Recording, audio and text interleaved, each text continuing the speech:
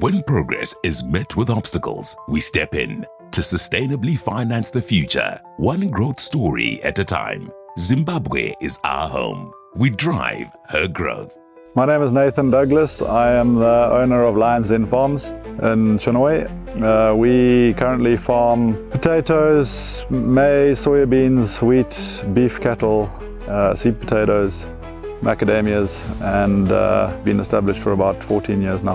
What made me choose Stanbic was we were looking at obviously a variety of banks, and Stanbic were the ones who seemed to be most proactive, and they also, when we had a big issue here is fixed assets and having the right amount of assets to obviously then further borrow. So we had never borrowed before, we had never had a bank facility, so Stanbic came and looked at our operation almost as a greenfields operation. They took into account our cropping programs and sort of custom built a facility around what we could offer, and they used some of their own assets for security. So they had a very flexible and customizable package for us to get our first facilities. Our main challenges when we were trying to get going before we could get facilities was because we didn't have a lot of stuff on offer and weren't hugely established at the time. That was our main challenge, to get someone to take us seriously and see our potential for future growth. Yeah, at the time before we could get our first facility through Stanbic, our main challenge was trying to obviously have our efficiencies correct. We had a few old tractors that were very unreliable, narrow, small equipment, so our diesel usage per hectare was a lot higher. There's a lot of overlaps, a lot of inefficiencies in the whole operation, so a lot of contracting outside equipment. So instead of spending money on our own equipment, we were bringing in contractors. So there was a lot of money being spent on stuff that wasn't going into our own assets and our own business. When we got our facility through Stanbic, our whole operation changed. We managed to get much bigger equipment, so we could take on bigger hectares, we could plant with bigger planters, spray with bigger sprayers, so our efficiencies were hugely improved, like our diesel usage per hectare, how much ground we could cover in a day. The timing of our planting was in a much shorter window because we had bigger equipment. Obviously we had much less R&M because everything was new.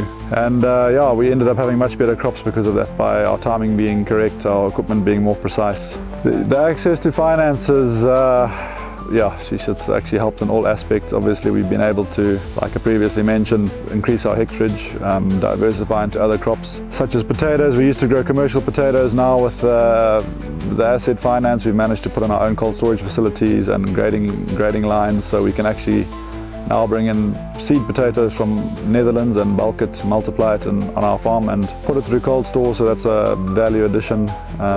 And so all of that has allowed us to obviously grow more hectares more efficiently and then add value by putting in cold storage facilities, grading lines. We put processing lines in for our own potatoes.